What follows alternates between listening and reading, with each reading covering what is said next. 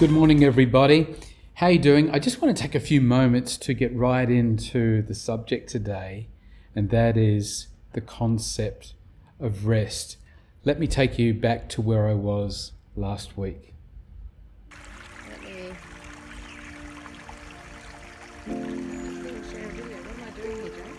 Donna and I had some time off together, booked some leave, and went up to the Mount Tamborine Mountains. And we walked around Mount Tamborine, had a great time there, stayed up in a chalet that we'd booked there. Really great time, just Donna and I, and this was purposeful. It was for her birthday, but it was also really for a time for us just to get away.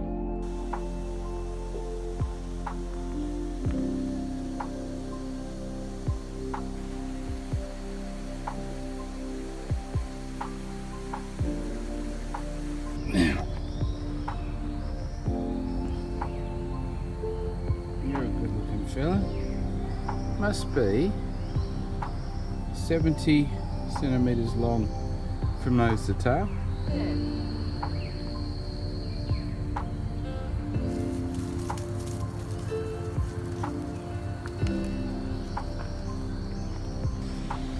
Here in the wild woods of Australia, we have the famed bush turkey.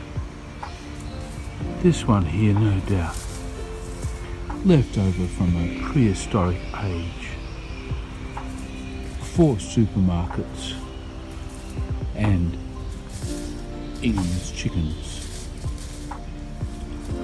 Here he's trying to make a home. He's using his left foot and his right foot. You put your left foot in, you put your left foot out, you put your left foot in, and you shake it all about.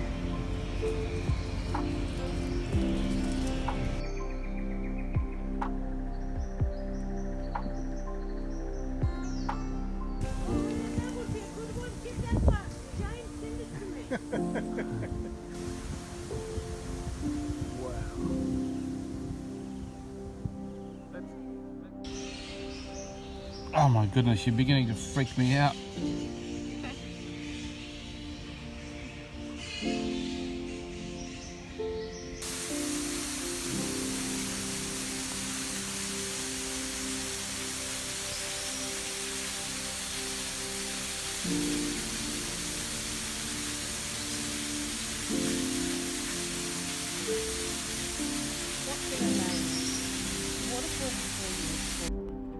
Finally, we had some time with Rita and Lewis on their boat, and we went out to a place called Tipler's and had some time off, just enjoying company and just enjoying the wonderful weather and the Queensland outlook here. So I'm aboard the HMS Break Free with Lewis. Say good day, Lewis. Good day.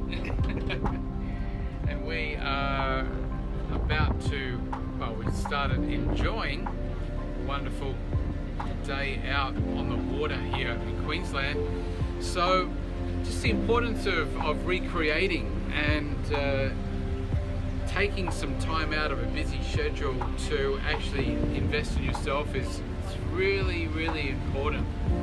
So just going to have a few thoughts about that today. Lewis, you've got a few thoughts around why it's important. I do, yes. I'm semi-retired now, but when I was in full-time work, it's a very stressful position, but I didn't realise how much stress I was under because to me it seemed normal. And it was only when I came out of that environment that I realised how much stress I had been working under and what effect it had on me. It's easy to say, oh, I don't really need a rest, but I forced myself to take a month off. I noticed that it used to take me about a week to be able to start to enjoy and relax and enjoy the To wind down, as they say. wind down, yes. And then after that, when I came back to work, it was very difficult to get back into the swing of things, and it would take a couple of months to be able to work under that level of stress again. So, well, what it meant is that it's so important to get that month off, because I did notice I was far more effective after coming back to work in the thought process, in decision making. Yeah. Right. Yeah, it's just good to get some clear air. I guess our mind is like our bodies. It does work and it shuts down at night time, but periodically you need to rest all of that. Even professional athletes know that they need to. There are times when they peak and there are times when they rest, and so it seems like, and I would call you a peak athlete when it comes to using your mind, looking after businesses and companies and that sort of stuff.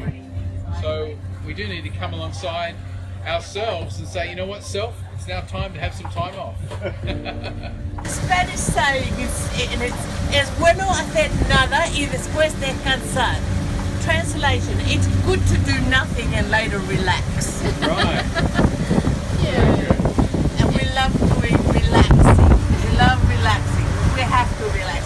As mums and grandmothers, at this time of the year, we need to relax. Yeah. Amen to that? Absolutely. It's a great time to be refreshed and encouraged, and so taking some time out away from the hustle and bustle and stuff, is that what it does, it actually refreshes our soul, and it gives us another chance to re-energize, ready to serve again. And so having a few days in the mountains was awesome. If you see me behind a sewing machine, I am relaxing. I know that sounds crazy, but that's the way I relax. And painting. And painting, so that's relaxing.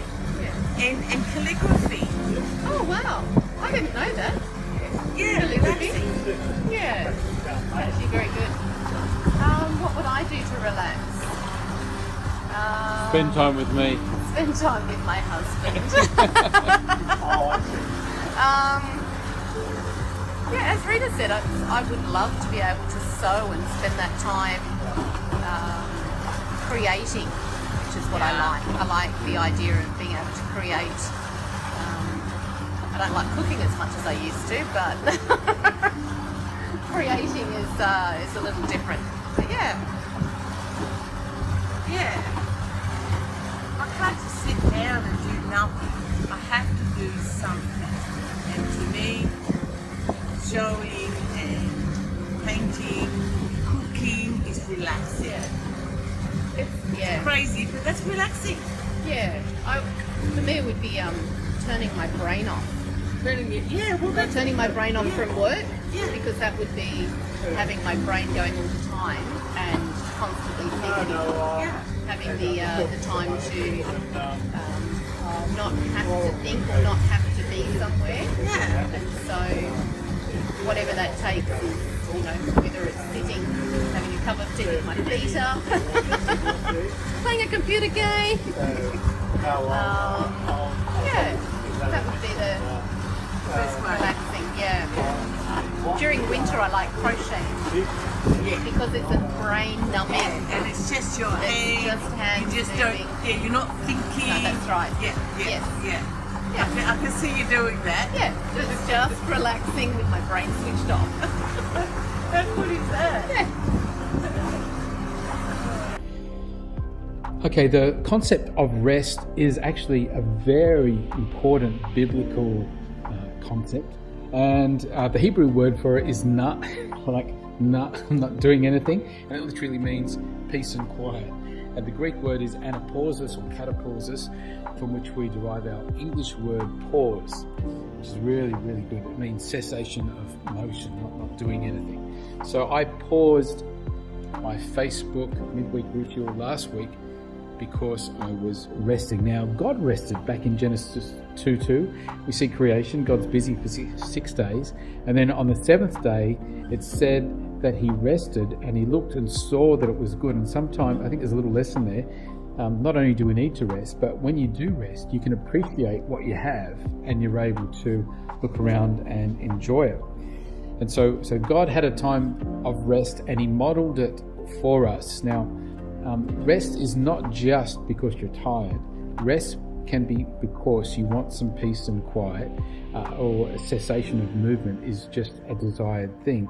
In 1 Chronicles 28:2, King David is wanting to build a temple for God, a place for God to live. He's been in tents, and the people of God have been meeting in those tents and asking God to come there. But he actually wants to build a physical place. 1 Chronicles 2, David describes this temple that he wants to build as a footstool for God, or a footstool for God in a temple. He wants to build a house of rest for the ark. And later on, as God has inspired the psalmist, God says through David that his temple, the place of his ark, is his resting place forever. And he says, I desire this. That's from Psalm 138 and verse 14. So let's put it together. God desires some rest. Now, Judeo-Christian influence of the West also brought this concept of rest as well. And so we see it in the rhythm of the day. We wake, work, time for us, time for family, and then we sleep, of course. The rhythm of our week, everybody needs time off. We need a day off to get to our stuff, 5-6 days work and then a day off. The rhythm of the year, in Australia, we're so blessed that we will work and then we will have 4 weeks off, or if you're a student, you get 12 weeks off split over a period of the time. But even in our career, they recognise that people do some good work, and long service leave in Australia, we get 3 months off after doing 3 years service. And all of these things we look forward to going to bed. We look forward to our weekend. We look forward to our holiday time. We look forward to long service leave, of course. And that mirrors what God said, I desired some rest. I desired a place of just peace and quiet and cessation of motion. And a lot of good things happen during that time.